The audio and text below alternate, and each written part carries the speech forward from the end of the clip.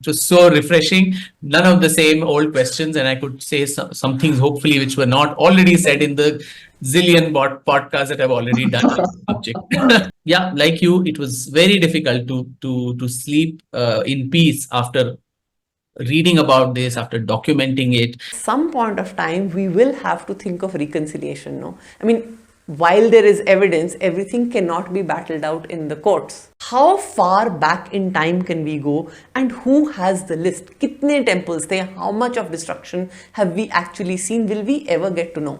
There is no more fabrication possible, and that's why that is opposed, because सच सबको मालूम हो जाएगा. चोरी छुपे, सब कुछ चोरी छुपे करना था, very very surreptitiously.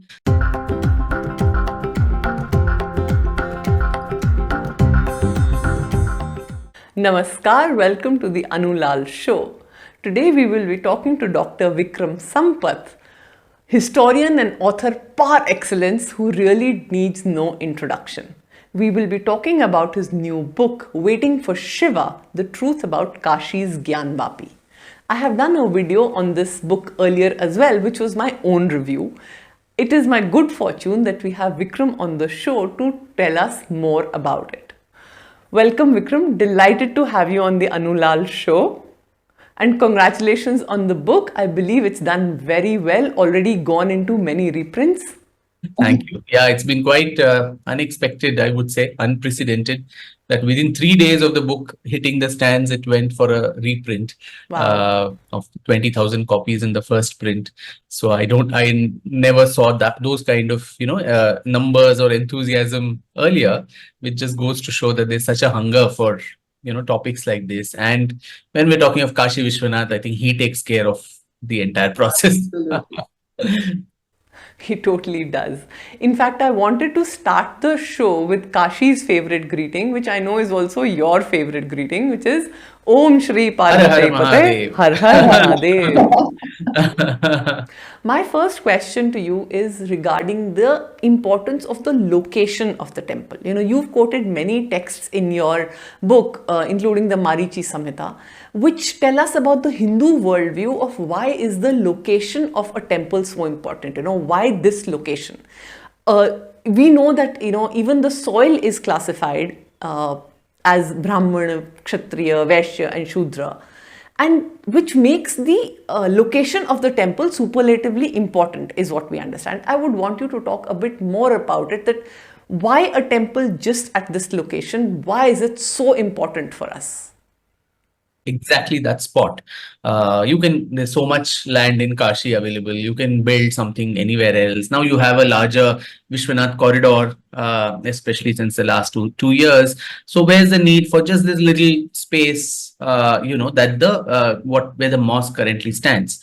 So the answer to that, it lies in, Hindu theology, which, as you rightly said, the importance of a place, and the divinity that is imbued in it is what we believe in as Aztec Hindus, that the deity की प्राण प्रतिष्ठा हुई है वहां पे. So just as we saw what happened at Ayodhya on 22nd January, through a ritualistic process, the divinity is invoked into the form of the idol, and the divinity rests there as a living entity. And that is why in our temples we treat our gods and goddesses like living beings. So right from waking them up, then giving them a ritualistic bath, then naivedyas of different kinds of food, alag-alag, utsav, tyohar, they go on Brahmotsavam, Rathotsavam, all these things, decked alankar, unka shringar kiya jata hai, just as human beings, have it. And then at the end of a long, tiring day, lullaby is sung and they're also,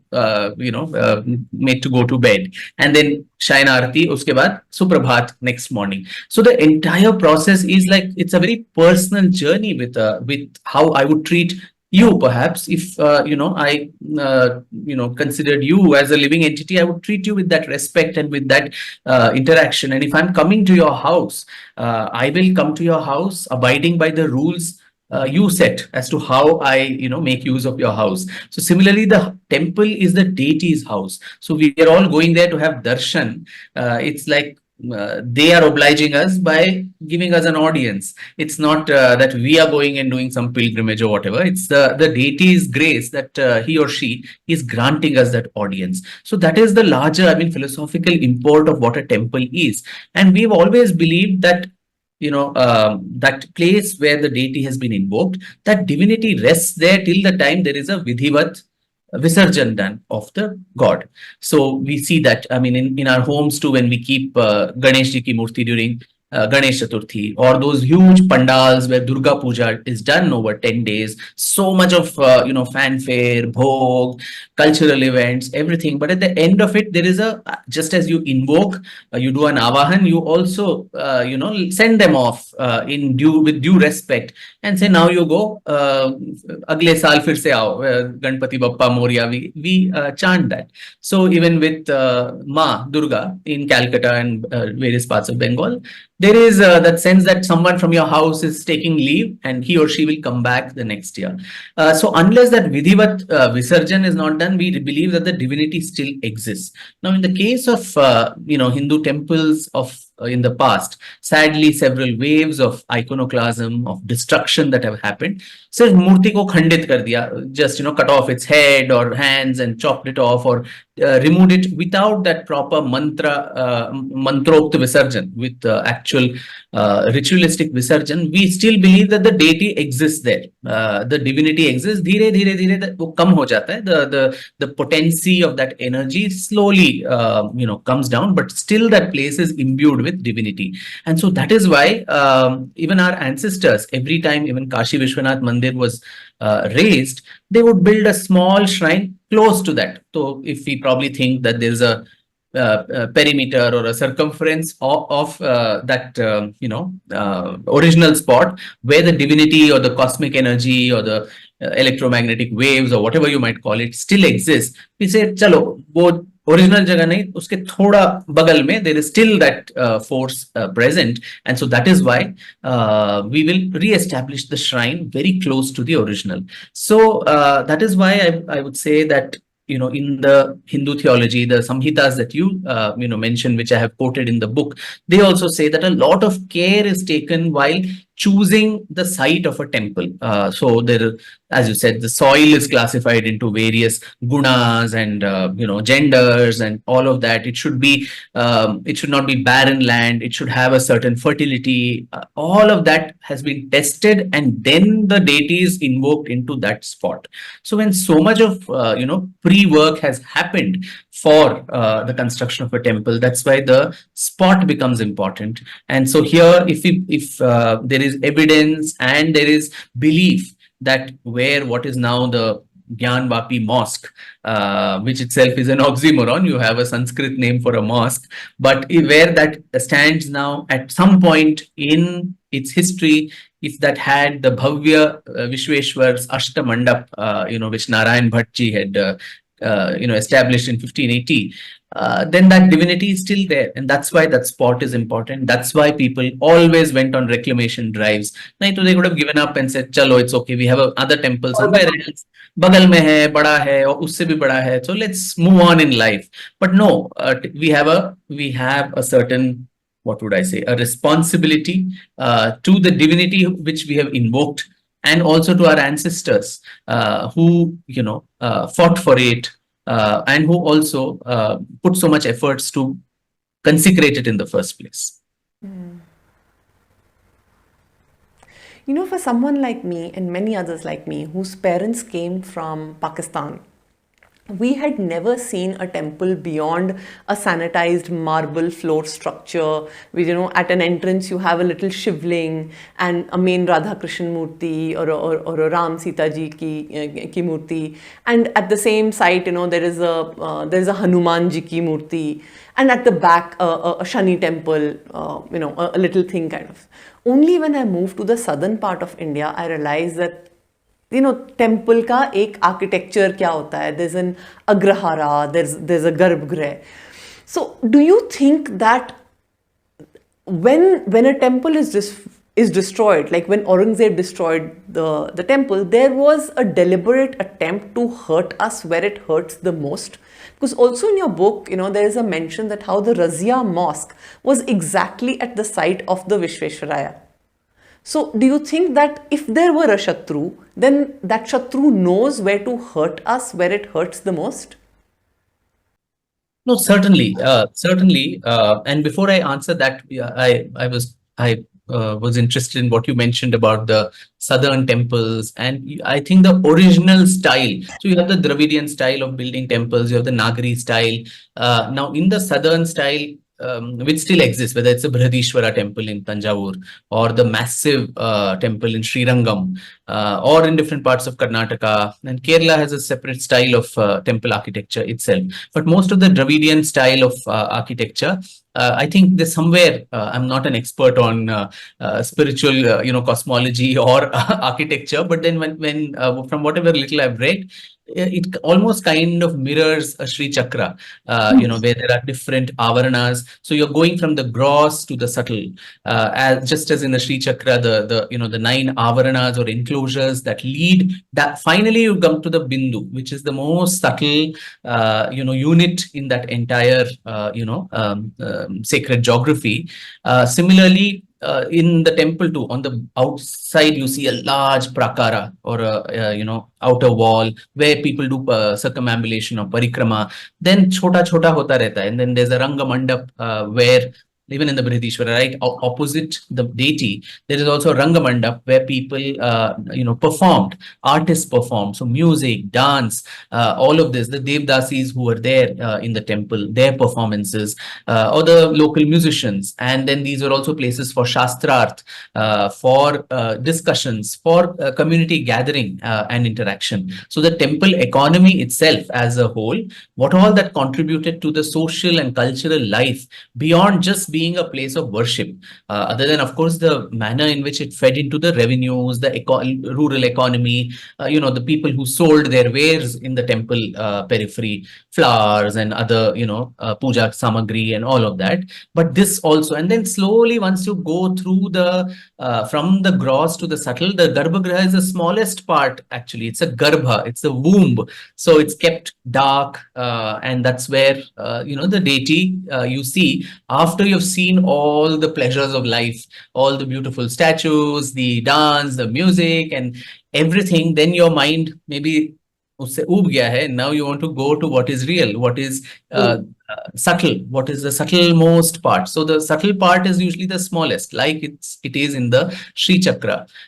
So I think this was the idea that our ancestors had when they constructed these massive structures. Sadly, in North India, as you rightly said, there hardly anything that can be called ancient.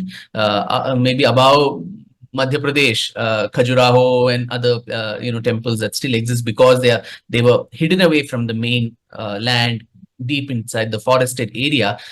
The Nagari structure is hardly visible anywhere else, which was largely in North India, the Gurjar Pratiharas, and the others in the north, the Gahadwals and other dynasties, that Tomars, these people who, patronize. Rajasthan perhaps has some remnants of that, thanks to the Rajput rule, which saved the temples. But the entire Indo-Gangetic belt, which was called Antarved those days, or the Doab region, that place, thanks to the repeated incursions of Islamic conquests, all these temples have sadly gone. And we only have, we can only imagine and picturize what grandeur they might have been. So I think even in Kashi, so initial temple was extremely grand, as even Hyun Sang, who came in the 7th century, the Chinese Buddhist pilgrim, mentions about these beautiful temples, a beautiful grand temple where he saw 100 feet tall idol, possibly of Vishwanath, because he doesn't mention the name, but he says it's a Mahadev Ka Mandir, which almost seemed, like a living being. So one is not sure whether it was in the Linga Swaroop or it was as a human form of Bhagwan Shiv. We're not very sure. So those grand temples, dhire dhire, by the time it came to Ahilyabai Holkar in 1777, in 1,000 years, the size kept reducing, because I think the Hindus realized that you shouldn't become too ostentatious, because if you were grand, you were big, like the Brihadishwar temple in Tanjavur, you would easily attract the ire of the attention and the ire of the local governors or the local Islamic, rulers, or of course the emperor in Delhi. So that's why. That's almost like the घूंघट प्रथा, how it evolved, you know. बिल्कुल, If the बिल्कुल. girl is And very North pretty, Indian, कोई उठा के ले जाएगा, maybe so North better Indian cover her. weddings happening in the dead of the night. That could also be an explanation, because South India, it's still in, early morning or in daylight, when the Romans couldn't do this. Right, right. North India में तो हम शादियाँ American time पे करते हैं ना. In the past, where चोरी छुपे, सब कुछ चोरी छुपे करना था, very very surreptitiously. You shouldn't come into the crosshairs of the ruler. So maybe that was one reason why the and even in the book, I think Shering and other missionaries who came to Kashi, they also mentioned that compared to the south, the northern counterparts, they're so miserable. They're just small. All their deities look like they're stuffed into small cages, which are, they don't even have that space to breathe. So it is a sad reality of northern India. Many people deride it, saying, "Arey, North में तो कुछ culture है ही नहीं, वहाँ ये नहीं है." I think one should empathize with the fact that they have borne, our brothers and sisters of northern India, western India, they bore the maximum brunt of the invasions, and still kept the faith alive. South India, those of us from South India, we were probably much more luckier that the Vindhyas also acted as a nice barrier and ensured that we were by and large saved from aggression from the northwestern frontiers that came and attacked us. I mean, the only temple that I've heard of in my family tradition was that we come from Multan, right? So, that in Multan there was a sun god ka temple which existed, which was also destroyed many, many years ago. But the family folklore carries that Multan had a very big sun temple. But उसका कहीं कोई mention नहीं है, कोई finding नहीं है. No archaeological survey will find it ever.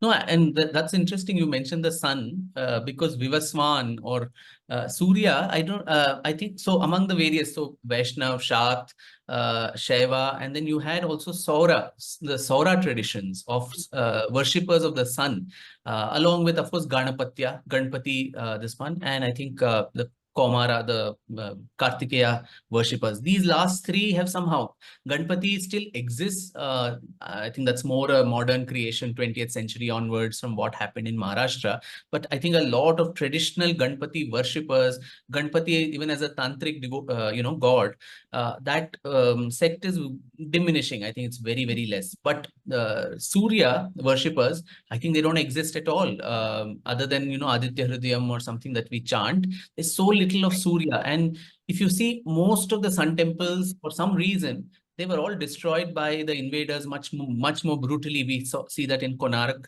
Multan, the Sun Temple, and also the Martand temple in Kashmir. And whatever records are there, and Lalitaditya Muktapida of the Karkota dynasty of Kashmir was one who built the Martand Sun Temple.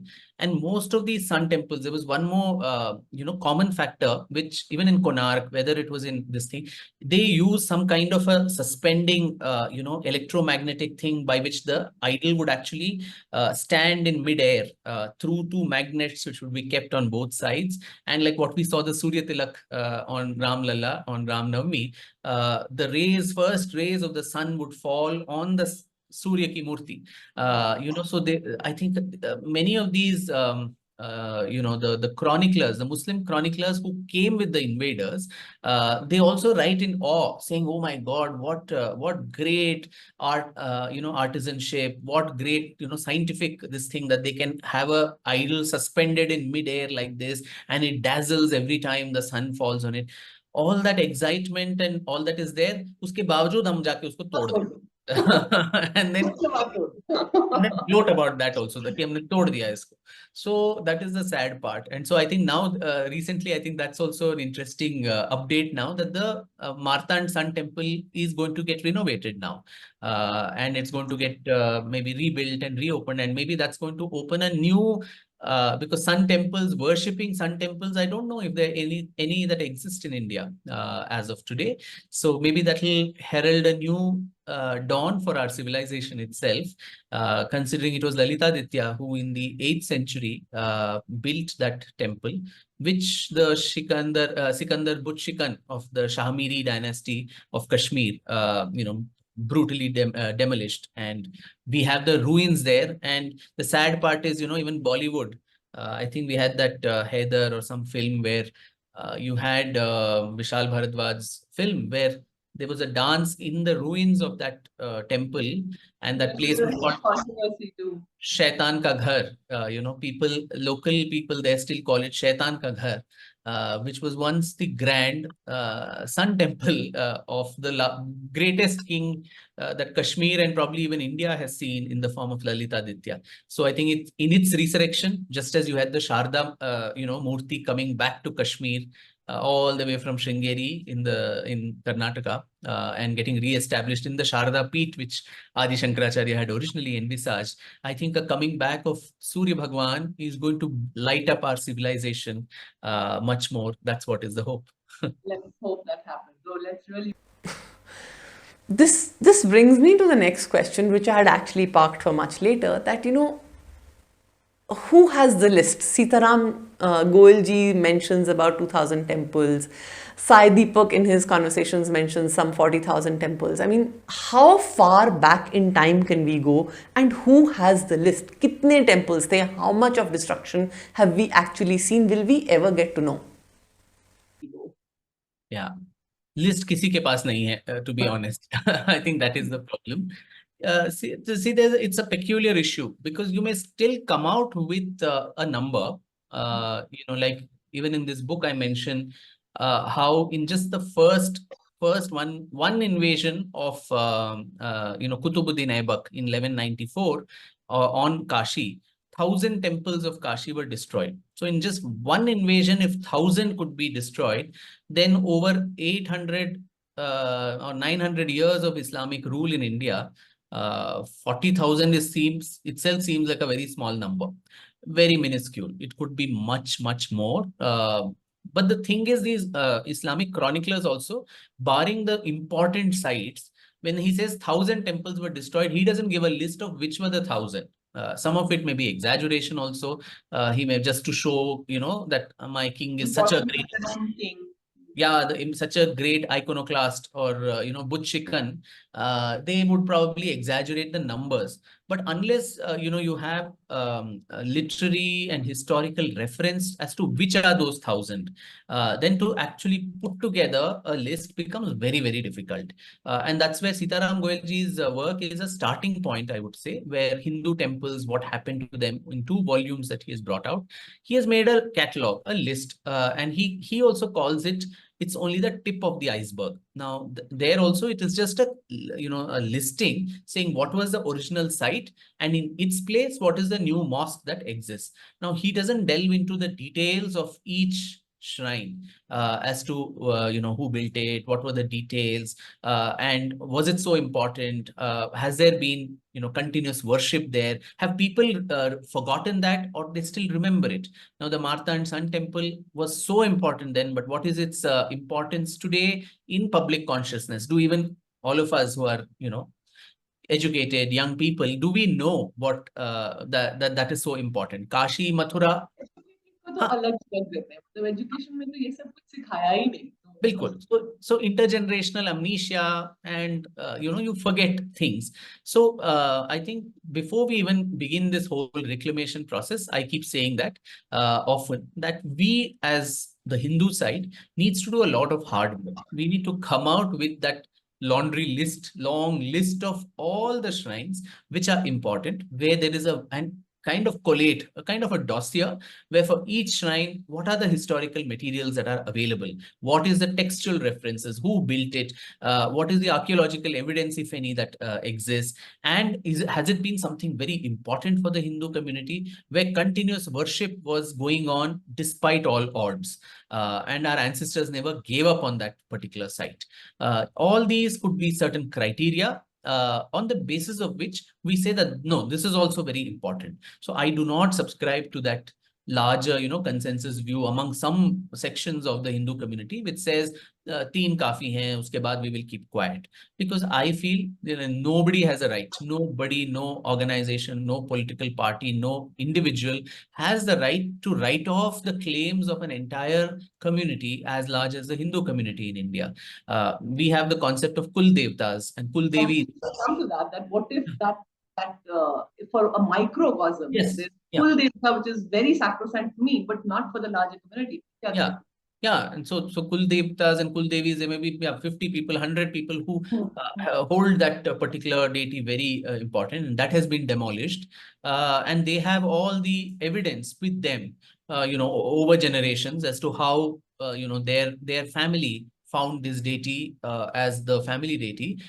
Who are we to say you don't have a claim? It's only the big temples where there is a claim. Of course, there should be no question, even by that logic, there should be no question or problem with the big temples, because that has a pan Bharatiya consciousness and consensus to reclaim. So Kashi, Mathura, Ayodhya, these should not have had disputes at all, because there is no dispute there. The dispute would have been only in these small places, which may or may not have a larger circulation in the rest of the country. So I think so the first part before even starting reclamation is to do this hard work. It's a lot of hard work, Anu. So because you have to sit and you can't write one book on each like this, but someone will have to sit, historians, local scholars, oral histories, all that to be collated to say why A, B, C, D is important.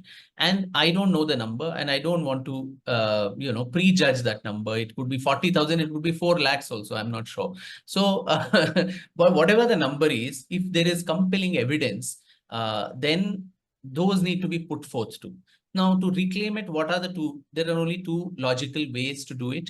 One is, of course, through the not desired, but through a legal route, where you contest the claim of the person who has encroached your site.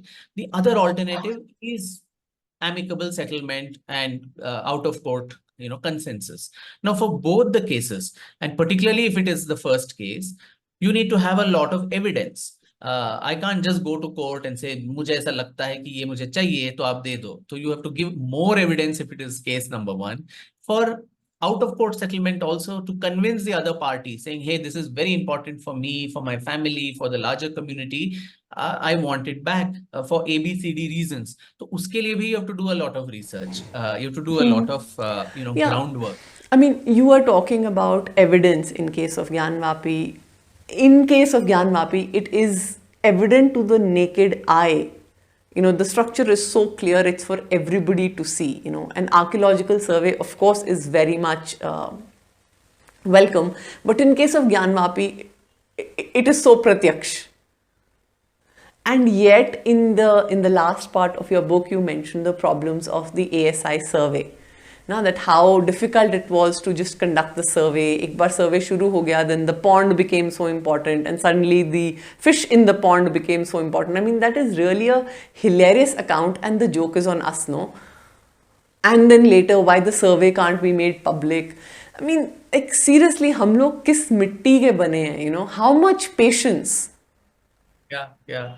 And even at the legal route, right from 1936, when the Deen Mohammed versus the state case happened, since then though that in that the Hindus were not a party, but still, the Hindu witnesses who deposed in that case, from then on, we've been shouting hoarse, saying, this is what it is. What, as you rightly said, what meets the eye. Even today, those who go through gate number 4 at Vishwanath Dham, the first thing you see on entry is the mosque with all the barricades and all the barbed wire fences, the first thing you see is the what is called the Kandahar, or the Western ruins. And before I would probably just go away without being aware of that. But now, this time when I went there, there was a renewed sense of, that historical awareness, where you want more than the temple, Vishwanath temple. I was more interested at gaping at these ruins of the walls, which clearly had a 16th century architecture of Narayan Bhatt Todarmal times. And so there really was no need to do a survey, but we still went through it. 800 pages, not one or two, 800 pages of an ASI survey, parts of which I have quoted in the appendix. There are inscriptions in multiple languages, not only in Devanagari script or Sanskrit, but in Kannada, in Telugu, in Tamil, and all the South Indian languages, to which went to show how important this place was for all Bharatiyas, including South India. And Khandit Murtis, so many Shivlingas, Hanumanji, Vishnuji, all these murtis that were found in the debris of that temple. Imagine from 1669, those things are lying there as it is. And today, the ASI survey managed to photograph those. And what sort of a mosque is this? जिसके तहखाने में पूजा हो रही थी, जिसके walls पे पूजा हो रही है. I mean, it negates even the Islamic, this thing of anti-idol worship. In its own precincts, the western walls had the Ma Shringar Gauri ki Murti, where women were allowed to do puja 365 days in the year. And it was, unilaterally by the Mulayam Singh Yadav government in 1993 barred that puja, and only once a year. And it just happened last week, I think, the Vasant Navratri, the Chaitra Navratri's fourth day. That is when women are allowed once a year to go and do the worship of Ma Shringar Gauri. But till 1993, so when you say religious character of the place kya hai, that itself, how do you call it a mosque when mosque ke wall pe there is a idol jiski puja hum kar rahe hain, and mosque ke tehkhane ya cellar mein there are idols, Vyas ji ka tehkhana, where also puja was going on till 1993, which has now been restarted by the orders of the court. So even by, Islamic law itself, there's so much of haram happening in its precincts, that this is not a right enough place to do their namaz. So I think, मतलब जिसका नाम ही ज्ञानवापी है. yeah, the oxymoron starts from there. At this point, I'd like to draw the attention of our viewers and listeners to the, back to your book, that the book documents extensive amount of photographs and lithographs and, lots of documentation. You don't have to go to Kashi to see all this. It is all there in Vikram's book. And what surprised me the most was that so much of data is available in the public domain, and yet the matter is in litigation, which goes to show how much resistance we are up against.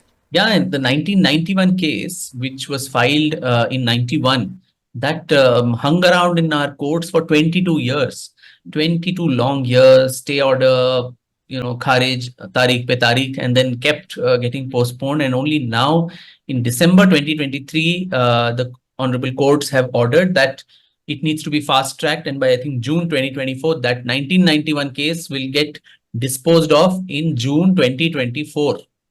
Imagine. And then this is parallel to the case running by, which is running when Yes. the women filed for Women. For precisely the one I mentioned, Ma Shringar Gauri's puja, to the women of Banaras, 4 Hindu women, initially 5, now 4, they filed this case that it infringes on our fundamental rights to worship, that we were allowed worship of Ma Shringar Gauri as per the Puranic,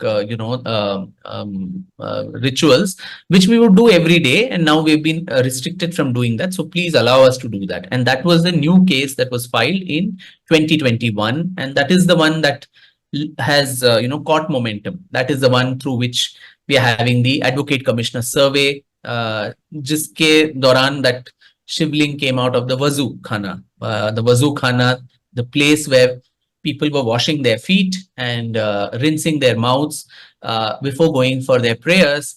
That is where Shivji ka, Shivling was sitting right there, and people somewhere knew that this was what was there inside that Wazu Khana, and despite that continue to do it.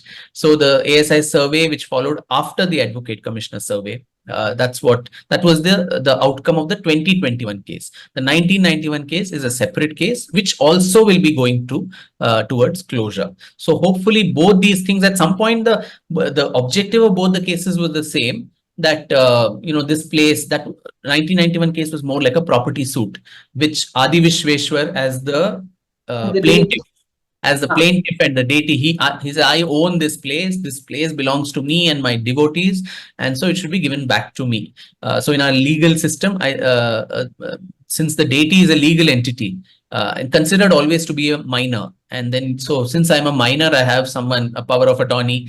The next of friend, it's called next of friend in legal term, and that person is the lawyer. So in that case, Mr. Vijay Rastogi, who represented Adi Vishweshwar, and on behalf of Ma Shringar Gauri, you had Hari Shankar Jain ji and Vishnu Shankar Jain ji who filed that case. So these things have been going ahead, but I think what is fascinating is archaeology. Archaeology is the only answer, and fabricated history will meet its death at the altars of archaeological surveys. You can fabricate history as much as you want. कुछ भी मनोहर कहानियां बना लो, whatever stories you want to churn, you churn, fairy tales you spin, but finally हाथ कंगन को RC क्या, the archaeology will tell you exactly what is where.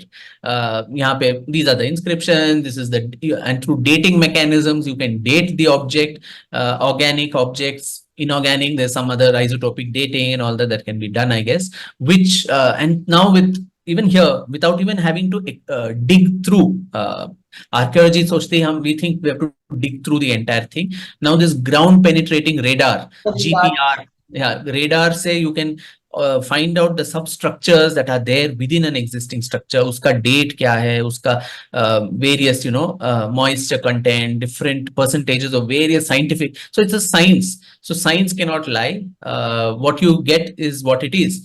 And so, I mean, we are moving in an era away from opinion-based history into evidence-based history.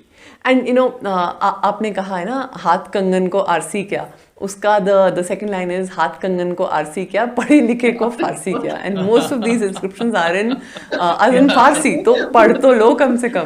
बिल्कुल बिल्कुल.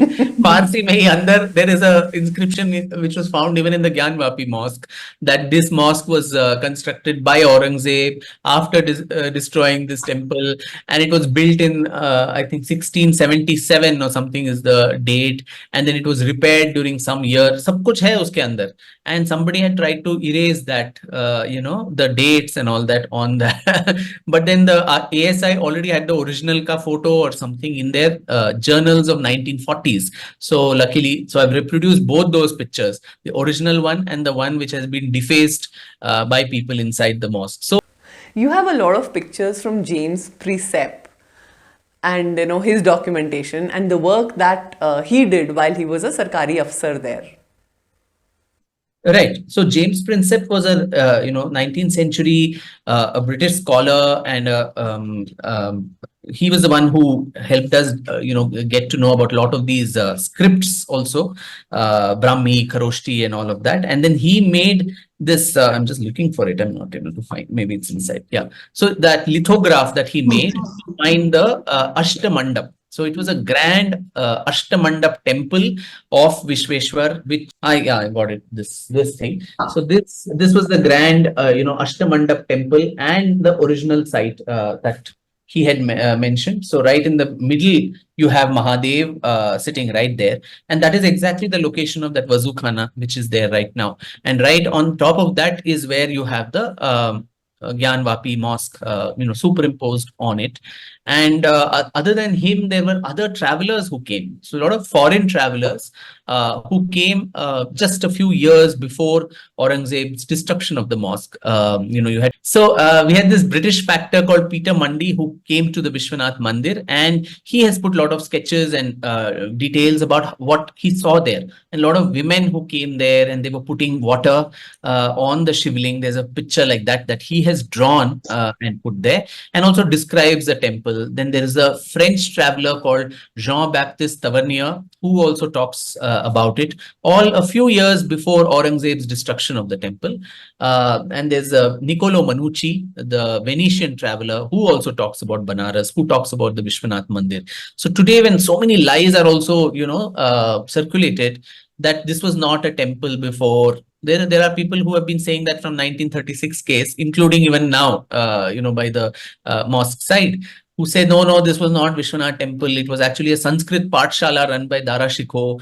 Then some people say it's the Din-e-Ilahi Ibadat Khana, which Akbar had built. So there's no evidence. There's no evidence other than Fatehpur Sikri that Akbar had ever constructed a Ibadat Khana for the Din-e-Ilahi sect that he started, least of all in Varanasi. So I don't know where these stories, the fabrication, so that's why I said all. That's something like, if you can't convince them, confuse them. Correct. Yeah.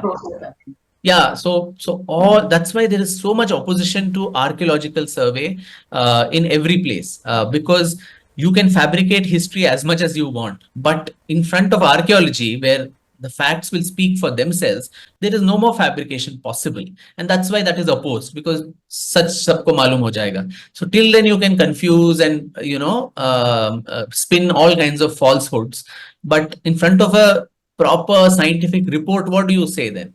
Nothing else can be said there. Talking of James Prinsep, मुझे बहुत बार लगता है, that so much work a सरकारी अफसर can do. I mean, seeing his work in Kolkata and then, in Banaras. I mean, एक सरकारी अफसर ही तो थे. I mean, I wish civil servants of our times would learn more about, the capacity of work that एक सरकारी अफसर कर सकता है. And James Prinsep was a very big example. Very true. There. I think those days, so most of the British historians were finally engineers and surveyors, historians or anthropology.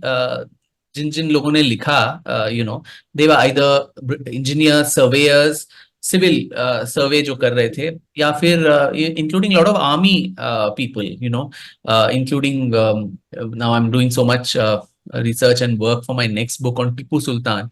उनके आधे से ज्यादा the chroniclers are all army captains and people in the field who would also document the military details and thereby also in the process document communities, their lives, anthropological details, with a view that of course the ulterior view was the East India Company should benefit from it. You should know what are the बनानी है जिससे हमें लूट के लेके जाना है. Exactly. In the process, we got this wealth of knowledge. Francis Buchanan, who travels all through South India, from Madras to Malabar to Mysore to the entire region. Over 3 volumes, he documents a journey through South India from Madras, Canara, Malabar, and Mysore. And you get to know fascinating details through those 3 volumes. What kind of agriculture patterns were there? And he draws various details of the plow, the various implements that the farmers used, the kind of oxen and bullocks that were there in the countryside, what were the weights that were used, how much was a tola, how much was a seer, all these details, and intersperse that also with history. Who was the local Maharaja, what was this, what was that, the various castes that operated there.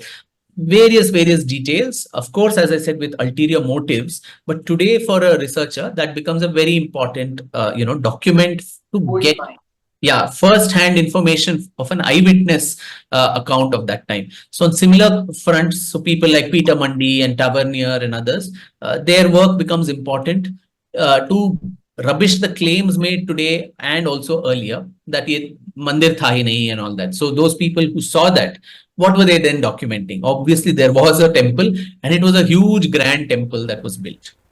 Vikram, I'd like to pull you back to your own book now. We've gone a little too away from it. Right? You've used the book to bust a few myths and also set the narratives right, especially in the section where you mentioned that how Ling Puja is not necessarily a worship of the phallic symbol alone. It is blending of masculine and feminine together. This is not really extremely relevant to the book per se, but it was a very powerful thing to document at the end of the day. It busts a few misconceptions that we are not just phallic worshippers, but the masculinity and feminine blended together. Yeah.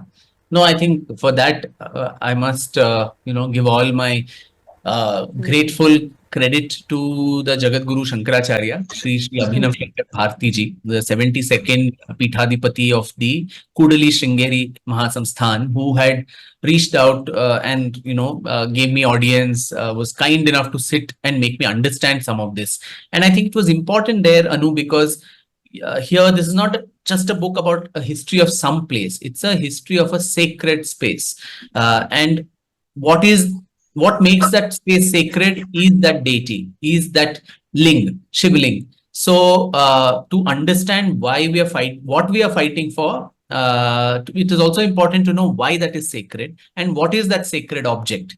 And we saw that, in the aftermath of that Shivling coming out of the Vazukhana, there were so many derisive posts about it online in social media. The unfortunate episode around Nupur Sharma also, I think, happened somewhat in a, as a aftermath of that, where in that news debate, she was told, oh, but you people, to, worship all kinds of things, and you har jagah aap shivling dhoond lete hain, ye karte hain, wo karte hain, those type of things, which therefore I think that's where Shankaracharya ji in his, supreme wisdom thought that it is necessary that you also mention this from the scriptures. What is the shivling? And which we also, as educated, Indians and educated Hindus, we probably don't care much. We also think that it is phallus worship, it's the male organ and all of that. But that it is not that, because in Sanskrit, the root, as he explained to me, is lingyate anena iti lingam. So whatever signifies or gives a signifier to something else, anena iti, which gives a characteristic or a signifier, that is called a linga. So, in South India, you have names like Ramlingam, Shankar Lingam, and all these things. That doesn't mean they're all the male organs of Ram and Shankar. So that means they actually signify Sri Ram, they signify Shankar. So in fact, the Sanskrit word for the male organ is Shishna. It's not Linga. So even during the Sandhya Vandan and all that, people do that. Padbhyam Udarena Shishna. So that's a different word in itself. And as you said, so Shivling is something that signifies Shiva. And there also different Puranas have different interpretations. One says the Shivling is also a symbolizer of the Trinity, the Trimurti. So the Brahma is at the base, almost buried under the earth. The middle portion is of Vishnu and the topmost portion is of Shiva. And the other explanation is that it is a combination of Shiva and Shakti, where the Arghya that is there around it is Devi, is the Shakti, the Yoni, and then the top part is of Shiva. So there too, I mean, that whole balance between Purusha and Prakriti that we always strive for. We all have within us a feminine element and a masculine element, and the entire process of even pranayam and everything is to get and the Pingala. yeah, Pingala, and to get a equanimity between the two. And that is why in two dimension, people, the Ardhanarishwara that is shown as half Shiva, half Shakti is a person who wants to aspire to become this equanimous person who has a equal amount of both male and female, elements, feminine elements and masculine elements. And that transported into a three dimension becomes the Shivlinga. Two dimension you have Ardhanarishwara, and three dimensions is the Shivalinga. So where in this is phallus, where in this is all this, one doesn't know, because that's where Westerners, either through their biased spectacles or worse is ignorance of the language. Without knowing Sanskrit, you can say so many things about so many things, and that becomes the problem. And even if it has sexual connotations, in the Indian worldview, sex and sexuality have not been looked down as something bad and dirty. Not off the table. It's Correct. Everything. it's never been off the table. Yes. And so there's nothing to be so ashamed, and that's very, very, the Islamic worldview and also a Victorian worldview to look down upon this. Otherwise, in our setup, sexuality, alternative sexualities, all of that has been very, very openly embraced and accepted. And so everything from homosexuality to everything else is so liberally accepted in the Indic worldview. And so that's that also. So at the worst, even if this had sexual connotations, it actually should not be something that, Indians need to be ashamed of at all. In fact, it's this very balance which is the hallmark of your entire book, in the sense that the book is not excessively legal or excessively emotional or tilts completely to the religious side. It's a very balanced, cogent argument. I mean, एक साधक का भी perspective है और एक historian भी साथ में आ रहा है, and you don't mix your opinions too much in the text. It's completely factual. I mean, it's a very pleasant reading. I completely enjoyed reading it. Yeah, but there were some sections of the book that made my blood boil. In fact, I had even made a video about this. Especially the section on Lat Bhairav, and also the Nyayadhish of Kashi. Yeah, the Kotwal of Kashi. How people leave and come in with his permission, and how the sanctity of that was ruined, when there was, the whole architecture around it was destroyed and every corner was filled with blood. I mean, that section made my blood boil. I mean, one just cannot toss the book over and sleep over it. उससे नींदें उड़ जाती हैं, वो पढ़ के, it's very unsettling. So my question to you is that how, as an author who is dealing with all this, how do you maintain your sanity while writing about this Dark stuff? circles that are going outside my spectacle frame is all thanks to Kashi Vishwanath. So, because this book, first of all, had to come out in a very, it's come out in the quickest span of time, in 6 months. So I used to work till suddenly I'd see the clock and it would be 4 a.m., 4:30 a.m. and I've still not finished it. And yeah, like you, it was very difficult to sleep in peace after reading about this, after documenting it. Even in my dreams, I would find all, shivlings, and there were some old dilapidated structures. It was just something else. But I think that is the challenge, Anu, which a historian is called upon to become. He or she has to become a moral eunuch, literally distancing himself or herself, because the passion, the anger, the emotion is there inside, but that should not, you should try to maintain that emotional distance. Otherwise, then you become a party to the whole thing. You are a bystander standing in a sakshi bhav and looking at it as a witness. So I think that itself is one sort of a spiritual thing in itself, where something which is so emotionally connected to you, how do you become sakshi to it? So historian is that way ideally supposed to be a very big, great yogi. Then, if Krishna also says, don't get involved in the drama, just be a witness. So here you're called upon to do that. You have to be a witness and not a party, because if you're a party, then the emotion will come in and that will spoil the whole game. Sometime at the beginning and the end of the book, you do give way to your opinion and your emotion. And at the end of the book, the title of the book becomes very clear. Waiting for Shiva. Nandi is waiting for his Shiva. The whole of Hindu civilization is waiting for their Shiva. And the poem at the end of the book is very, very poignant. Very. Anand Ranganathan's poem. Yeah. So yeah, I think the only two places in my book, and this is true of all, even my books on Savarkar or Bravehearts and everything, the only two places where I allow myself to enter the narrative or express my judgments, my opinion, is in the prologue and the epilogue, the beginning and the end. The rest of the book is supposed to be just a documentation. I am nobody to judge or come and sit and assess what somebody has done, 100, 200, 1,000 years in the past by yardsticks of today. But since it is my book, since I have the privilege of getting my word in print and on paper, so there, the only places where I think the historian needs to enter and kind of summarize his or her views and findings, which is just an opinion. Yours could be something else, someone else's could be something else, should be these two. The rest of it, itihasa, the very word, if it translates to it thus happened, Just say what happened with the honesty and fidelity to the sources as they are.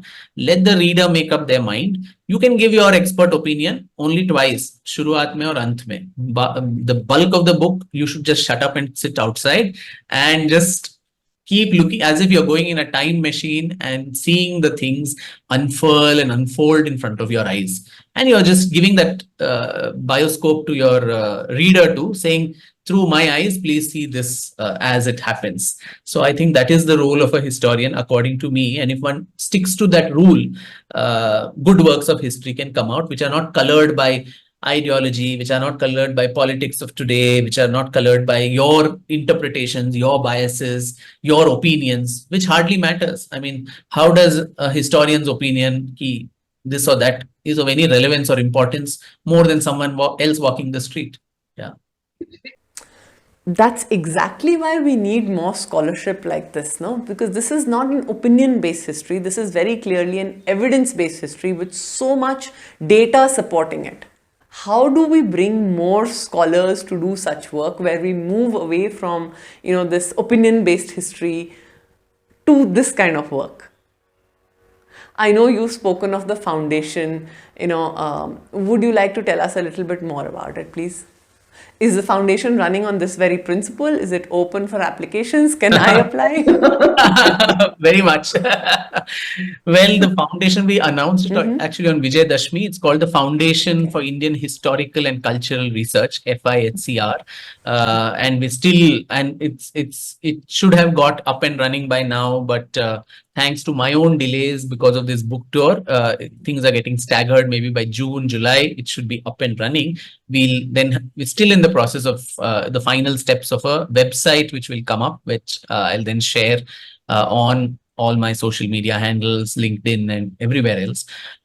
So the main idea here is to foster this very new scholarship in Indian history, an alternative narrative to Indian historiography compared to the single monochromatic stranglehold of an ideologically driven Marxist viewpoint of Indian history, which has sadly ruined and also ruled the roost of Indian historiography and scholarship, particularly after independence. So this provides a small little initiative to provide an alternative version to that, and we are thinking of it through multiple verticals that will happen under this foundation. One is, of course, I'm planning to call it Sir Jadunath Sarkar Fellowship for Indian History, where we'll give out fellowships, 5 fellowships every year to deserving candidates. There'll be a call for applications very soon. People can apply under 5 themes: ancient, medieval, modern, Indian history, and history of the freedom movement, and post-independent Indian history. So under these themes, if there are interesting topics people would like to research, those who have shown some prior skill of writing or of research, not necessarily degrees and all that, those are just pluses if you have a MA in history or a PhD or whatever. So those are just pluses. But if you have shown the acumen to research and some demonstrable skill set, you'll get this fellowship, a scholarship amount, which will help you. And the idea is at the end of 1 year, 12 months plus minus 3 months for extra work, you should come out with a published worthy manuscript. And my belief strongly has been that the alternative to fabricated history that we have been fed is more and more and more and more scholarship. Only scholarship can, set the narrative right. No amount of social media fights, Twitter wars, all that is that has its own place somewhere. But if you want to make a change, if you want different other kinds of books to be given as study material in universities, for UPSC, for all these things, people have to write, and that is hard work. So that's why, to facilitate that, we are doing this. The other vertical that the foundation would plan to do is take up, historical themes which are of contemporary relevance, and go through maybe 9 to 10 months of lot of interaction between people from multiple disciplines. So there too, I mean, like I discovered even in this book would have been very different if I had just relied on translations and not, gone to the original scholars of that subject through Shankaracharya ji himself, and also the people he introduced me to two Sanskrit scholars in Bangalore called Professor Kannan and Dr. Meera, who helped me, go to the original sources, the primary sources in Sanskrit, and this dichotomy where one word can have 20 meanings depending on the context. You tell me the context, you help me understand the original. Now, my knowledge of Sanskrit is in passing. It can't stand any scrutiny anywhere. So for me then, as a modern historian, to learn Sanskrit, Pali, Prakrit, Tibetan, Farsi, Arabic, our history is written in these languages, Sen, Tamil, and all these languages. So I can't be learning all of that and accessing the originals. So I thought, why don't we form these multidiscipline groups where a modern historian then collaborates with a linguist, a Sanskrit Pandit, or some other, classical language Pandit, an archaeologist. Archaeologists and historians never talk to each other. A geologist, multiple people who would come and investigate this common theme that we pick up, one maybe every year, and then go deep into that, go to the primary sources, see what that has to say, and on the basis of that, come out with inferences, which could then come out in the form of a series, a book series, or something, lot of papers, a journal that can be brought out. There's no journal on Indian history. So things like this, and through social media, the dissemination can happen. So these are certain things that we are planning to do. And over the course of time, also somewhere start using modern technology to ensure how that can be used in historical research, in culture preservation, heritage preservation. We have AI models and all of that, where abroad you use AI to not only digitize manuscripts, but also half destroyed manuscript. You try and do a predictive modeling, saying what could be the remaining half. So we're trying to see, especially, Ola has now come out with its this one called Kritrim, which is, I think, the Indian version of a AI chat GPT type of a thing. So they are also building capacity there on these, building Sanskrit based models and all of that. So at some point, since Ola Foundation is also very deeply supportive of this foundation, we'd like to work with them to see, these are all experiments. 1 year down the line, I might come and tell you, Anu, I had such grand plans, none of them worked out. Or I could come and say, hey, wow, you know what? And all of this worked out to something great. So I don't know. But these are experiments worth doing to see, can we have a very fresh and new lens to look at our own past. And this is not colored by any politics, nobody is supporting it from any political dispensation. These are individual, independent research attempts, which I hope with the help of everyone, it'll come true. And we are looking for people. We're looking for someone who'll be a nice program manager to manage those fellowships that I mentioned, someone with a research bent of mind who can be a coordinator for the projects that we have, and someone who can handle social media, and outreach, a communications type of a person for us, someone who handles the accounts, the finance, admin, those type. So all the hiring also very soon, I think on my LinkedIn, I'll start putting JDs and requests for open to hiring kind of. I mean, you still have to execute your broad plan, but you've created a space for Hindutva thought outside the current ruling dispensation. Yeah, regardless of any political narrative, this Hindu awareness will remain and only grow. I mean, the work coming out of scholarship like this will only take it to the next level. I mean, काम तो शुरू कर दिया आपने. I mean, taking it to the next logical step, at some point of time, we will have to think of reconciliation, no? I mean, while there is evidence, everything cannot be battled out in the courts. I mean, on this note, I will read a section out from your book, which says that communities of today are not responsible for atrocities of the past. But conversely, they must also not associate themselves with invaders and barbarians who blotted the civilization. Now, if a young Muslim, the question now is that if a young Muslim aspires to be like Aurangzeb or, identifies a lot with Tipu Sultan, then where is the scope for reconciliation? Yeah, so how do you see this further step of reconciliation? Is that even possible in our case, like many other countries have done it? I think that reconciliation can happen when truth comes out. That's why it's called truth and reconciliation. तो अब पहले truth को ही आने नहीं देंगे, उसको ही डिनायलिज्म में रहेंगे, and you push everything under the carpet and white wash things and fabricate. So there's nothing to reconcile. Then these notions will remain in the subconscious. There'll be a sense of a group of people who will have that sense of hurt, intergenerational trauma, which they will carry. Another sense which will have this intergenerational, हमने दिखा दिया, हम शासन कर रहे थे आपके ऊपर 800 साल तक, and that sort of bravado, both being, not rooted in today's realities of the present context. Both are living in the past. So I think the reconciliation can happen, one, after this truth is brought out, where I think for the longest time after independence, we have labored under a horrible misapprehension that social harmony and national unity will rest on the foundations of fabricated history and whitewashed history, whereas that is not true. It's a very shaky foundation. It will collapse at the smallest whiff of a wind, which we've seen everywhere. So that's why all this, whether it was Ayodhya movement, whether it was now this thing of renaming cities, renaming, so many things that's happening. That's all because of this, that we've not made peace with our past. We've not told the truth as it is. We feel that, if what you read out from the introduction, that communities of today are not responsible. Today's Muslims are not responsible for what Ghazni, Ghori, Aurangzeb and all these people did, Tipu Sultan.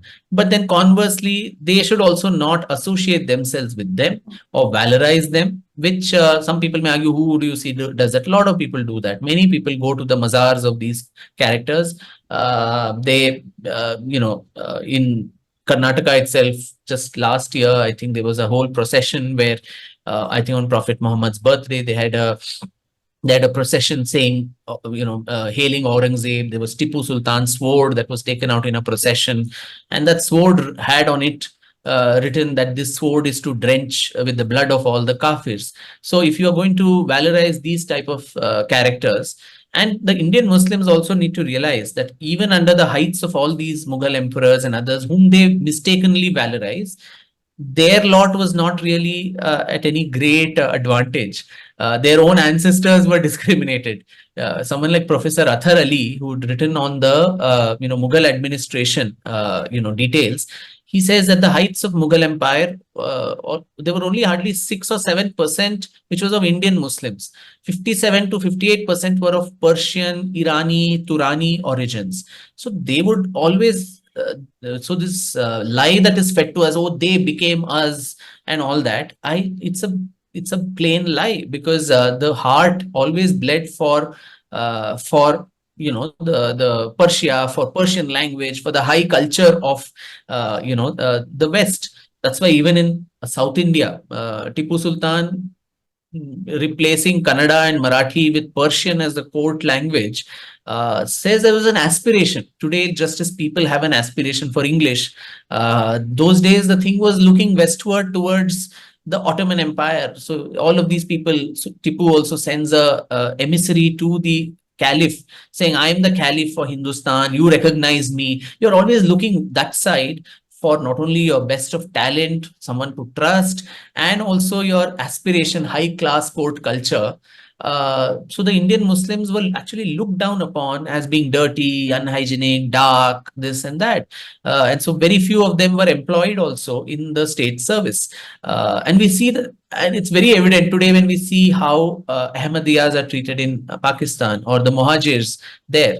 So they may all belong to the same religion, but still the fact that they don't come from the high breed, within that the casteism within Islam ensures that they are persecuted, and the Ahmadiyas are saying, give us also advantage under the CAA to come to India, whereas they were the ones who voted for Pakistan overwhelmingly. So I think the Indian Muslim also needs to realize that okay, these are just records. I'm not saying for one, acha to Taj Mahal tod de, ye tod de, Qutub Minar tod de. No, they're there what they are. but don't valorize them, because your ancestors suffered also, may not be as much as the Hindus who are kafirs in their eyes, but you people also did not get any fair play. That's why you continue to remain so poor even today. And so what has this valorization of these barbarians, what has it given to you in any tangible?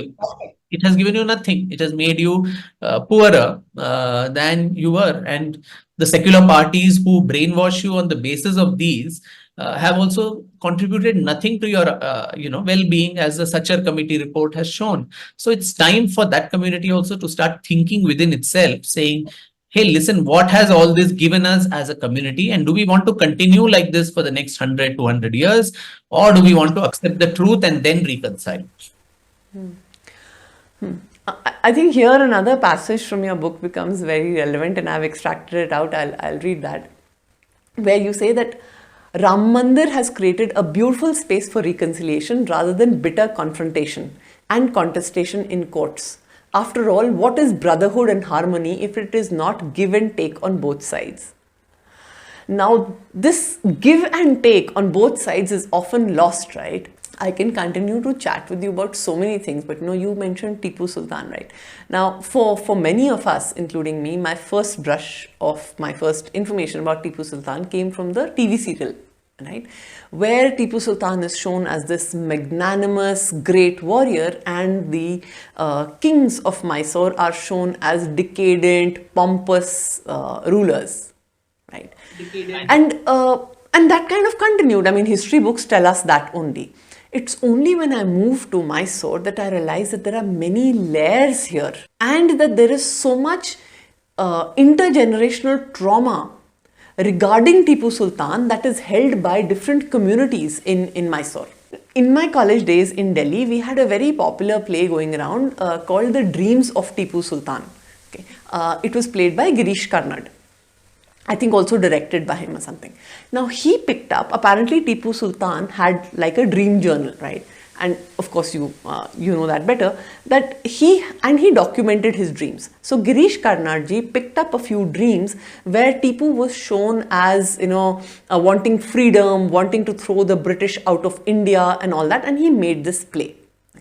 Again, when I moved to Mysore, I saw a play in Kannada which was about the real dreams of Tipu Sultan, which play from the same book, picked up other dreams which were about eliminating kafirs, about how dirty kafirs were, and that's when you realize that the sword of Tipu Sultan that we had been told is actually thirsty for the blood of kafirs. I mean, from the same book, I mean, so much of Yes. misrepresentation, Selective, or I would say like not being misrepresentation, selective in what you selective pick. No, true. And representation of history. so I'm actually plodding through those terrible dreams myself now, because that's a book so the back history of that is, so Tipu apparently was a very vivid dreamer. And so in the morning, first of all, he would sit in his toilet for some 2 3 hours, and maybe sitting on his spot, sit and document what all, when it was still fresh in his memory, sit and document his dreams. Like a dream journal. Yeah, dream journal. And the original I actually found in London in the British Library. So I'm like, oh God, this was something he sat and wrote in the toilet. I don't want to touch this. So, but then it's in his handwriting. So these are several, as you said, dreams where, he used to write. Some are plain psychotic. He goes to some temple where he sees a female deity, and then he says the eyes and all start moving, and then so he was seeing all this. Then he says, "Who are you?" And she says some name, and then he takes his sword and cuts off her nose, and these type of violent dreams. In fact, I would like to actually, for the research of this book, I'm actually trying to get these dreams analyzed by some psychiatrists, because that will, I think, give us a good view into what was this man's mind. Dreams are the most important signifier of your, what your mind is thinking of subconsciously, deep thoughts. So the deep thoughts were of violence, was of breakage. And so while I was doing this research for my forthcoming book on Tipu Sultan, I was like actually surprised that how could someone valorize these things and actually make a play on that and portray him like what it was done there. So these have been fabricated, a lot of that. I think that the real dream that goes to the other extreme, where it also demonizes him somewhere to the other extreme, this one. The truth always, Anu, I think is so sober, and it's in the middle center layer. There are certain good elements also of Tipu Sultan, which I've come across, which I will put out in my book. It's because my job, as I said, as a moral eunuch, is to just show the facts as they are and not become selective. So you don't replace one fabrication by another fabrication. If there is good or bad, show both. But maybe the bad, ka palada bhari hai, when respect compared to the good, that could be possible. But there were good and bad elements too. So I think without being selective, without being that balance, that Ardhanarishwara balance, I think is very important, especially when dealing with difficult characters like this. And I did the same even with a difficult character like Savarkar, that you need to bring his good elements, his bad things, also his failings, all of that, to give a complete perspective, warts and all. The person should come out alive as a human being who has faults. None of these were gods to be faultless. In our tradition, even gods have faults. They Lots also of facts and they also get cursed and shrapit ho jate hain. So what to say of mortals made of flesh and blood? So it's I would love to see Tipu Sultan from your eyes and your binoculars and your historian vision. hopefully by the end of the year. Oh, fantastic! That is absolutely fantastic. Towards the end of the show, we have a section called Fast and Furious Rapid Fire with Anu Lall. So, are you ready for it? Karan Johar style, or you didn't Hamper give bhi hamper bhej also, denge. or All right, let's start. What are the top 3 threats to Hinduism / Sanatan Dharma? demographic change, secular politics, Western bias. What are the top 3 things to teach children about Hinduism / Top Sanatan three Dharma? things: inclusivity, uh, and all embraciveness, and modern and scientific, liberal in the true sense of the term. I mean, I'd love to talk more about it, but this is the rapid fire, right? My rapid fire. So here we go. Uh, Apart from the Bhagavad Gita, Ramayana, and Mahabharata, what are the books that every Hindu should read? As a historian, I would like to only suggest history books, which would be books by Dr. R.C. Majumdar, Sir Jadunath Sarkar, Sitaram Goyal, Ram Swarup, Dharampal, Meenakshi Jain, and of course, in the contemporary crop, I would say Vikram Sampath, Sanjeev Sanyal, Sai Deepak, Anand Ranganathan, all of us. That's enough and more to read. Okay, next one. Fourth. What are the top 3 mistakes we made as a civilization after independence? Negating or cutting off that cord with our past, and being completely apologetic about our own past, negating it, historical amnesia. The second one, over emphasis and over dependence on one dynasty, whom we thought was the panacea for all our evils, and our tolerance of all kinds of excesses, including perversities, including corruption, and not being vocal enough against these. Okay, how do you correct history for children of today? The parents, I think, should start reading more, and then they should inculcate or tell those stories and this thing, and inculcate the whole idea of reading in them. Of course, these books that some of us today write, they are too heavy for young children. So one major project everyone has been asking me, right from Sadhguru to Jaggi Vasudev to everyone else, is, can you please write it for children? Can you convert these books for kids? I think Sanjeev Sanyal has cracked that code. He's found somebody who writes several of his books for children. I think that is very imperative. Where I also hope that the huge 2 volumes of Savarkar a child cannot read, so that to be made palatable for a 10-year-old, 12-year-old, 14-year-old, I think that is needed. A bonus question here. Do you think Westerners have been better marketeers than us? And if so, why? I mean, we've all heard of the Spanish Armada, no? We read about it in history books and we said, wow, what a strategy. I saw your videos to get to know of Rani Abbaka's story, which was essentially the same thing. They destroyed a whole fleet with their coconut missiles. I mean, why were we never told this, and why has this not been marketed to the level that Spanish Armada was? Totally. We have Same no story, no? sense of history. We have no sense of pride. We have no sense of storytelling, which is our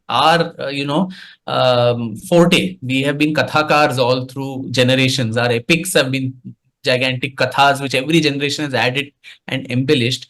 But we have lost that whole thing. You can market and showcase something which you feel proud of. When you yourself have no pride in something, अरे क्या है हमारा तो बकवास है, we are this that caste ridden गरीब useless set of losers, then what are you going to market? So I think history has that sense of giving you that sense of pride too, that hey, listen, there may be lots of things that may have gone wrong, but in that there were lots of things that were great also, for which we can be proud of, which we can showcase. And yeah, so including you can go to Vienna, to the Mozart house, to Bach, Beethoven, and actually go through that house with an audio guide, almost feeling you are with Mozart at that time, listening to those symphonies. This was the place he wrote. This was the place he did this, that. No equivalent of that here, including Mysore Palace, which is by and large a much better maintained monument compared to other things. You can go in and out and come out totally ignorant of anything of Wodeyar history, Mysore history, nothing. So I think that storytelling.